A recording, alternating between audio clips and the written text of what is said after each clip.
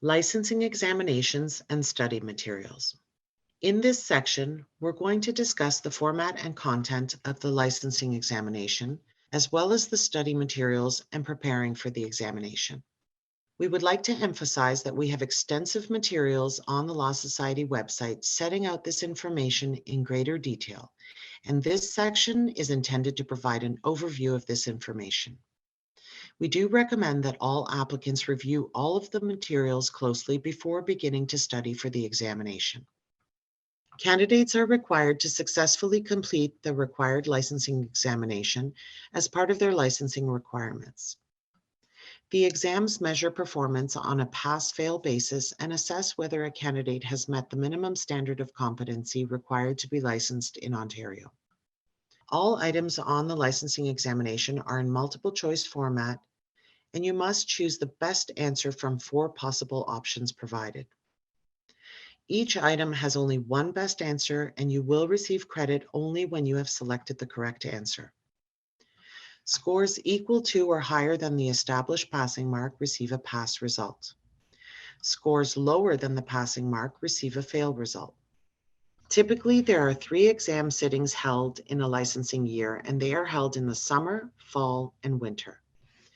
The initial licensing examination and study material fee payment deadline is posted online and is included on the invoices that will be sent to you once you have registered for a sitting. The examinations are open book and are self-study. The examination study materials are aligned with the required entry-level competencies that have been designed to support the self-study process. The competencies are listed on the Law Society website, and candidates are strongly encouraged to review each competency as part of their preparation. It's worth noting that every question you will see on the licensing examination is associated with one of the listed competencies and is related to information that appears in that year's licensing examination study materials. The examinations are administered in person, and you are required to bring in a paper copy of the study materials for reference during the examinations, since digital copies of the materials are not permitted during the exam. The study materials for each licensing year's licensing examination become available in the spring. Candidates who have paid for their study materials by the payment deadline for the summer exams will be able to access the study materials once they become available in the spring. Candidates are expected to access a PDF of the materials within their online account under the My Examination and Study Materials section of their online account. Please remember that even if you study from the digital materials while you are preparing for the exam, you will not have access to digital study materials during the exam. Therefore, if you want to be able to refer to the materials during the examination, you must ensure that you print a copy of the materials and have that paper copy in the examination testing area for you to refer to. Candidates must review the rules and protocol for the licensing examinations to understand the requirements to write the licensing examination and the relevant rules of conduct expected of candidates before, during, and after the licensing examination sitting. If close to the day of the exam you find you are unable to write, you must defer your examination by sending a deferral form to the Licensing and Accreditation Department by the posted deadline for deferral. The form to defer a sitting is available on the website under the Fees and Forms heading. You must submit this to the Licensing and Accreditation Department to ensure that your sitting is moved to the future sitting you select. If you defer by the deferral deadline, any licensing examination fees paid will be transferred to that future sitting. We are now going to speak about key strategies and considerations to help you prepare for writing a licensing examination. Candidates often ask our department how they can best prepare for the exams in terms of study strategies. The short answer is that you should probably use the study habits and methods that have helped you succeed thus far. There is no one best way to prepare for these exams, and the best way for you is the one that works for you. In our experience, there are almost as many studying styles as there are candidates who write the exam. As you are aware, the licensing examination is open book, And there may be a misconception that you don't need to study as much for open book exams since you are permitted to bring your materials into the examination testing area. However, this type of examination requires you to analyze and apply knowledge in specific situations. So you do need to fully understand the content and be familiar with the study materials before you write the exam. You don't want to waste your valuable time during the exam searching through your study materials or other documents you bring with you. Rather, you want to devote your time to carefully reading each question and choosing the best answer. Although each of us learns and studies differently, there are some techniques that seem to work better than others. Consider taking a systematic approach that includes the following. Number one, a study schedule so that you can organize your time efficiently. Number two, effective reading and note-taking so that you will remember what you've read when you were writing the exam. Number three, organization of your materials in light of the open book nature of the exam. And finally, number four, practice questions. Let's start with the ways to organize your study time. First, it's always a good idea to begin studying early. Studying in short, manageable increments over time may be more beneficial than cramming all the material in one long study session just before the exam. Second, consider setting up and maintaining a regular study schedule. You may want to set aside a specific time of day for studying, and ideally try to schedule study time when you are wide awake and alert. And in many cases, this means not scheduling study time late at night. You are less likely to retain material when you are mentally or physically tired. And don't forget to leave room in your study schedule for unanticipated events that may require your time.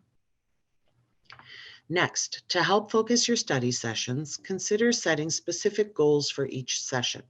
For example, you might decide to study a specific chapter or review the rules and guidelines relevant to a particular topic during a designated block of time.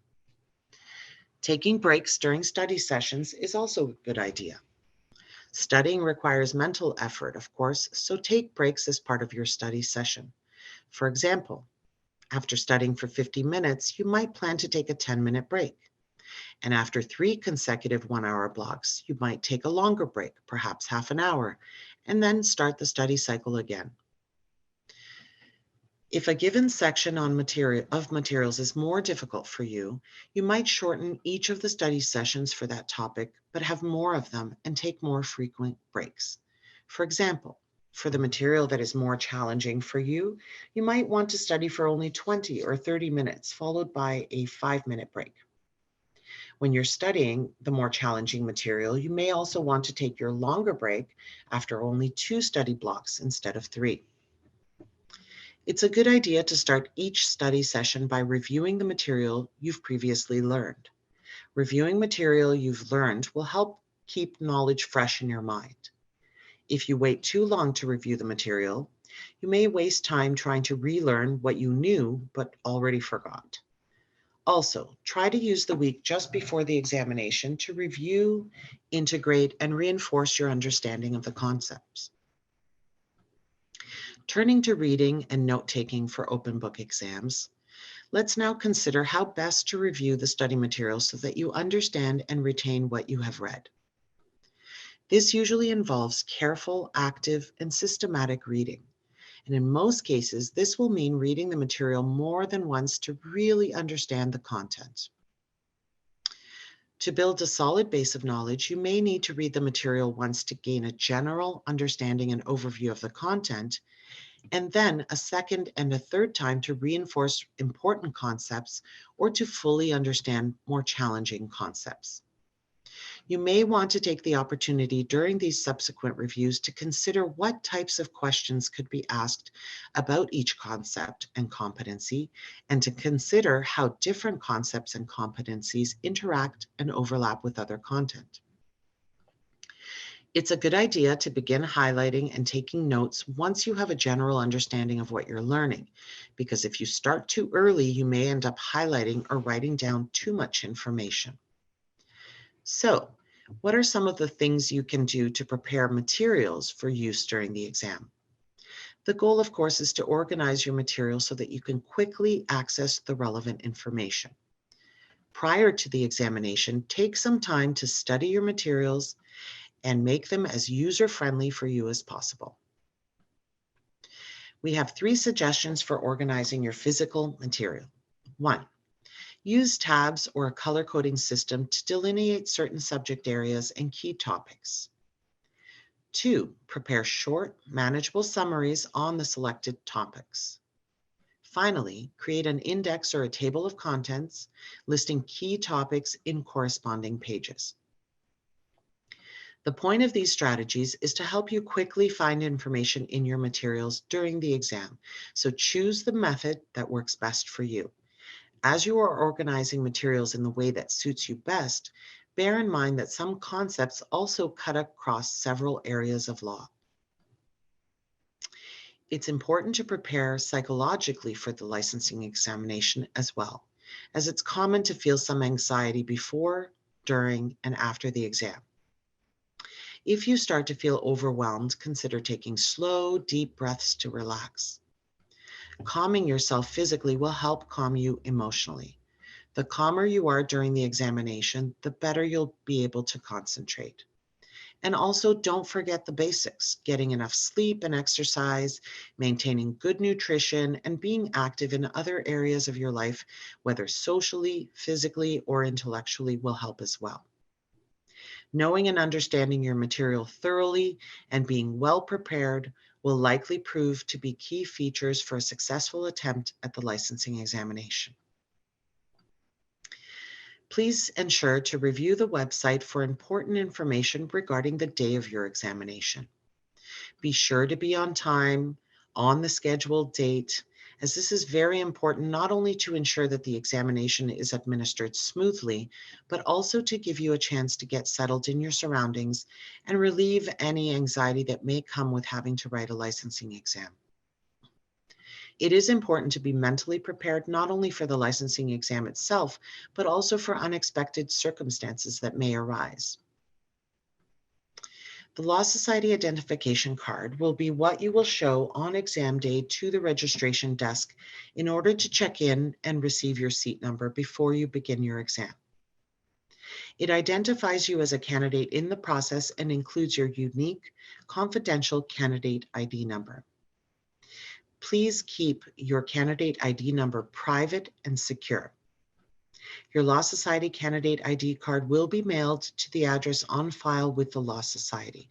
So I do encourage you to check your online account and verify your mailing address to ensure that it is correct and up to date at all times during the licensing process. Please note that the anticipated timing for the posting of results is set out on the website. Note that results will not be released until approximately 8 weeks after the test window concludes. We'll send your results to your online licensing account. And so because your results are sent through this account, you should ensure that you do not share information about your account or candidate ID number with others. You will receive an email notifying you that your results are in your account, so there isn't a need to follow up with our office and check whether the results are out yet. The results are released for all students for a given sitting on the same day and at approximately the same time. If you do find that you are unsuccessful on your examination, you may register for a future sitting if that future sitting is within your licensing term and you have not reached the limit of the number of attempts at the licensing examination. To register for another examination, submit the request for examination registration or deferment form, which is on the Fees and Forms page of the website. You must submit that form by the applicable deadline for that exam sitting. Note that if you are unsuccessful on a licensing examination, you will also receive a report that provides you with a visual representation of your performance on the licensing exam. That report may provide you with guidance on the areas you can work on to improve your performance for your next sitting. If you have any questions, please review the website and contact the Licensing and Accreditation Department.